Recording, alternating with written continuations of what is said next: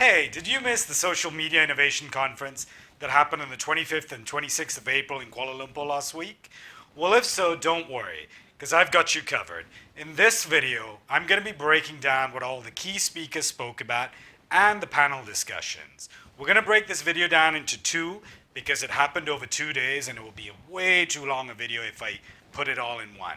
So strap in, get ready, and let's get into the insights. Oh, and before I go, I'm a gamer and I'm a big Halo fan. So as a little Easter egg, I put in a little reference to Halo in the video. If you spot it, make sure you let me know in the comments. All right, let's go.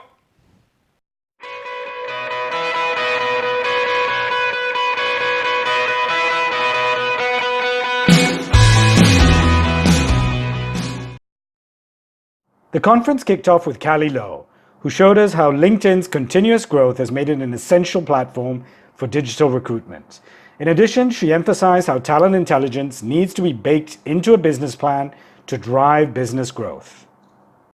Next up was Whogo from Google. He spoke about the importance of data and how it has become the third component of marketing communications, its ability to personalize advertising, and 3 areas of opportunity it brings: understanding consumers better, getting insights, and delivering more engaging experiences.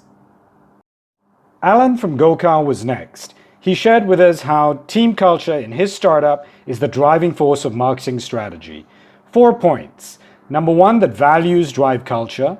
Number 2, that culture starts from the top. Number 3, creating a safe and comfortable environment for your team. And number 4, ask the right questions to ensure your team culture continues to grow and dictates your strategies. My friend Boye from Y Digital Asia was next. He spoke about how blockchain technology can be used to break the control that middlemen such as Google and Facebook have on how content is sold to advertisers. This content is created by a group of enthusiastic content creators. However, these individuals often lack the control and the visibility to price and monetize their content. Blockchain technology is the solution for that. Up next was Vadim from Mindvalley, who delivered a great presentation on how to use video for business. He emphasized the point that a badly created video can actually damage a brand, so it does pay to put in effort when creating them. He showed how different video styles can be used to guide a customer along the conversion funnel, from videos meant to create awareness and attract a prospect, to other videos that are meant to convert prospects into customers, and finally, videos that are meant to delight a customer to convert them into advocates.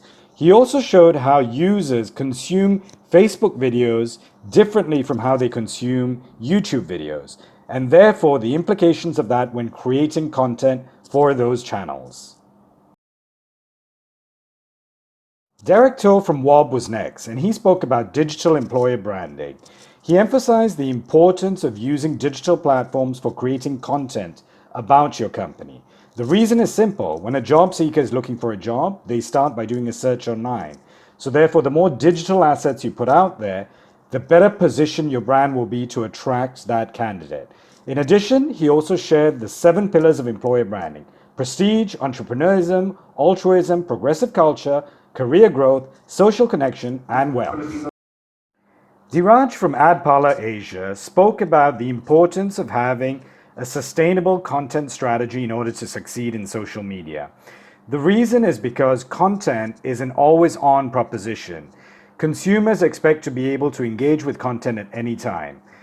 He therefore distinguished between what's known as hero content, which can be used as your key campaign-based content, and hygiene content, which can be used when consumers search and therefore able to fulfill their needs for moment-based interactions with your brand. Mael from Try and Review then treated us to a presentation about user-generated content, specifically the importance of brand advocates and everyday users in this process. She showed how small brands can outdo big ones if they do this well. So what's the secret? It starts with aligning UGC with your brand purpose, and then creating content by using after-purchase moments, community campaigns, and contests and rewards to create that content. Once you have it, you then curate and aggregate it, And then the important thing is to make sure that you use that UGC by displaying it prominently on your website. Baljean from Telium then showed us why it's critical that businesses start owning their own data. This is because of the explosion of data sources and the fragmentation across a multitude of digital channels. This then creates data silos in a typical company, which limits the use of that data.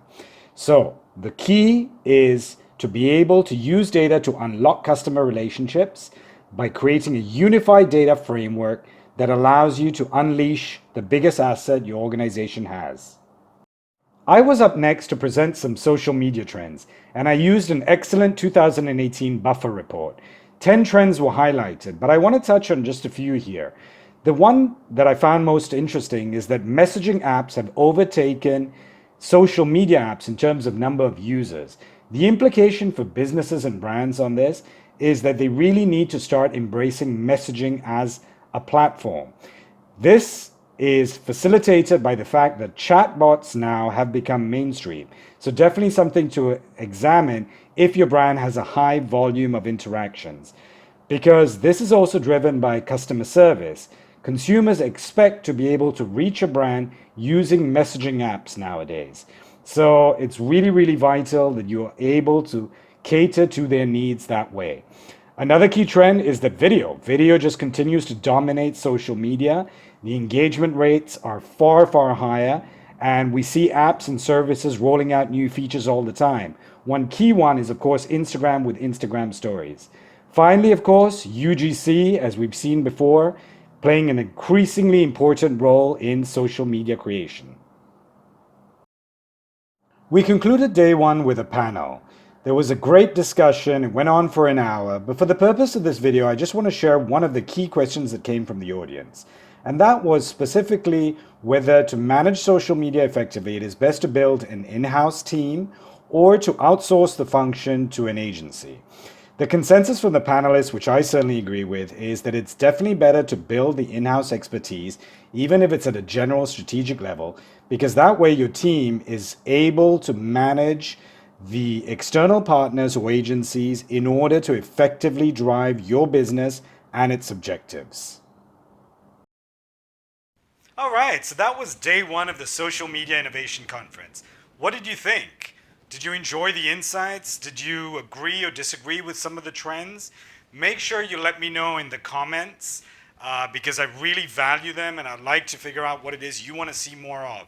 You can also give me some tips and maybe how you want me to do part two. And if I have time, I'll incorporate those for sure. So make sure you follow me or just connect with me on LinkedIn so you'll be informed when part two comes out. And I will see you very, very soon. Oh, and did you spot the Halo reference? If you did, really make sure you let me know in the comments. All right, ciao, and see you in part two really, really soon.